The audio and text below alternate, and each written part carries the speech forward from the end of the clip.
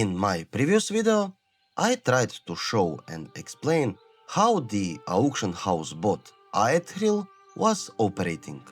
For the first 2 days, I kept the video unlisted because I wanted the Warmane GMs to see it before anyone else. My concern was that if the bot operator saw the video first, they could simply stop the suspicious behavior before my ticket was even reviewed. Then I noticed that the unlisted video had gained one additional view in YouTube Studio. At that point, I knew the GMs had read my ticket and watched the evidence. Unfortunately, their response didn't leave me very optimistic that this player would be banned. They replied that they needed more evidence. Classic. So I asked them what kind of evidence they were looking for. Would unedited footage help? Should I record 2 hours of continuous gameplay to document the bot's behavior in real time? In my previous video, I tried to keep everything as short and simple as possible, but it seems that wasn't enough. Maybe the GMs were busy, or maybe the evidence simply didn't meet the standard they require. Either way, I decided to reply to the GMs and ask a simple question. What kind of evidence is actually needed? This bot had genuinely become a headache. Almost everyone I knew who regularly sold crafted items on the auction house was aware of him, but no one had managed to gather enough evidence to convince the GMs to take action. With my next ticket, I expected a response explaining what additional evidence they needed or how I could improve my report. Instead, I received the same standard reply. We will investigate further.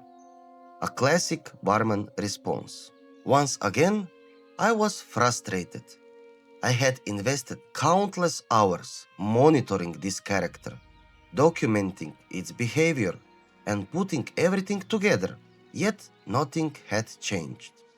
Meanwhile, Aethril continued operating as usual, seemingly mocking not only me and every other legitimate player, but even the GMs themselves.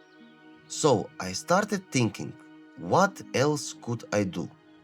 I'm not a well-known figure in the Warmane community or a big YouTube creator. I'm just a regular player with an audience that enjoys my gold grind videos and gold making methods. One option was to organize a mass report, to make a Discord post and ask other players to submit tickets about the same character. But I decided against it. The GMs are already busy, and flooding the reporting system with multiple tickets containing the same information would probably do more harm than good. It could waste their time and might even be considered as spam. So I ruled out the mass report approach. Then I made a forum post.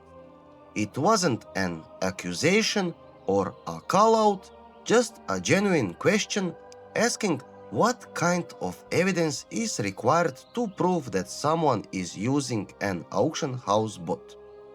From my perspective, proving that Aethril was behaving like a bot seemed straightforward. There was no interaction with other players, no replies to whispers, and no response to party invitations. My goal was simply to learn what additional evidence the GMs actually needed. I was also careful with the wording. The forum rules don't allow you to publicly name suspected bots or ninja looters, so I kept the post as general as possible. I wanted it to become a useful resource for anyone who might run into the same problem in the future. But after several days, there wasn't a single reply. My ticket, my time, my effort. It all felt like it had been for nothing. Meanwhile, I continued seeing the bot online even after my investigation video had been made public. From my perspective, nothing had changed, and my forum post had been completely ignored. So I asked myself one more time, what now? I decided to submit one final ticket. Once again, I included links to both my forum post and my investigation video. But this time, my message was different.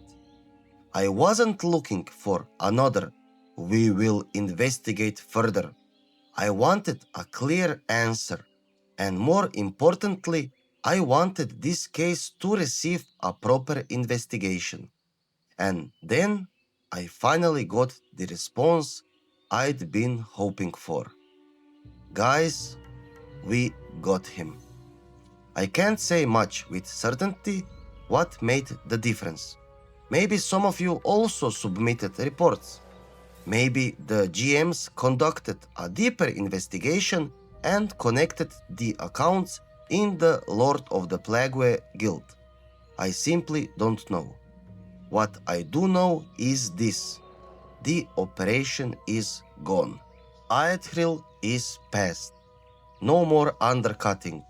Guys, we did it. After 4 years, or maybe even longer, that's a pretty satisfying result, if you ask me.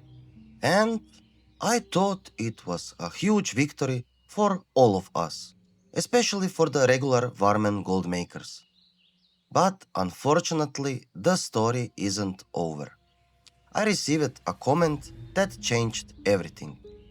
You see, this player probably has between 10 and 20 accounts, maybe even more.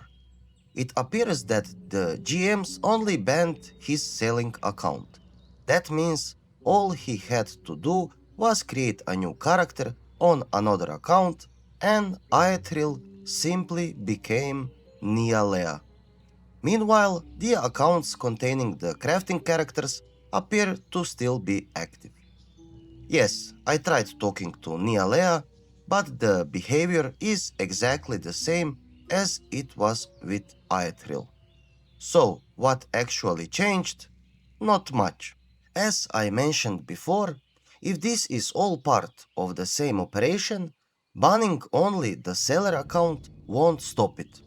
To completely shut it down, every account involved would need to be identified and investigated. Otherwise, a new seller character can be created within minutes. Today it's Nialea, tomorrow it could be Actia, Sectums, or another new character. Once again, this is my message to the Warmane GMs. If these accounts are connected, you have access to server-side information that regular players don't.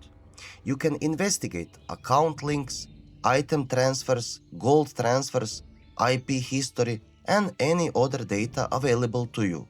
If you only ban the current seller, the operation can simply continue under a different name. If needed, feel free to contact me on Discord. I have many hours of footage, additional observations, and a detailed explanation of how I believe this operation works. One last thing. This player hasn't been online for the past few days. Maybe he's on vacation, maybe he's taking a break after the investigation, or in the best case scenario, maybe all of the connected accounts have finally been banned. I guess only time will tell. And lastly, one more thing. As for Gold Grind, don't worry, the series is back. All the footage has already been recorded. For a moment I thought the bot was finally gone, but as you've seen, it's back again. That means it's finally time for me to get back to farming gold, and if necessary, investigating these bots again. And one last favor. If you enjoyed this investigation, please consider subscribing. It really helps the channel. 2 years ago, when I first covered this story, my channel was much smaller. Today, there are thousands more of you watching. Just imagine how much more attention this case could have received back then with the community we have now. I'm sure this player lost a significant amount of gold and items because of these investigations, and I'm genuinely glad that happened. At the same time, I have no doubt they'll create new characters in the future and continue the same endless undercutting strategy. That's why we have to work together as a community. The more regular players report suspicious behavior and provide solid evidence, the harder it becomes for these kind of operations to survive. Thanks for watching, stay tuned for the next Gold Grind episode, and I'll do my best to have it ready as soon as possible. See you in the next one.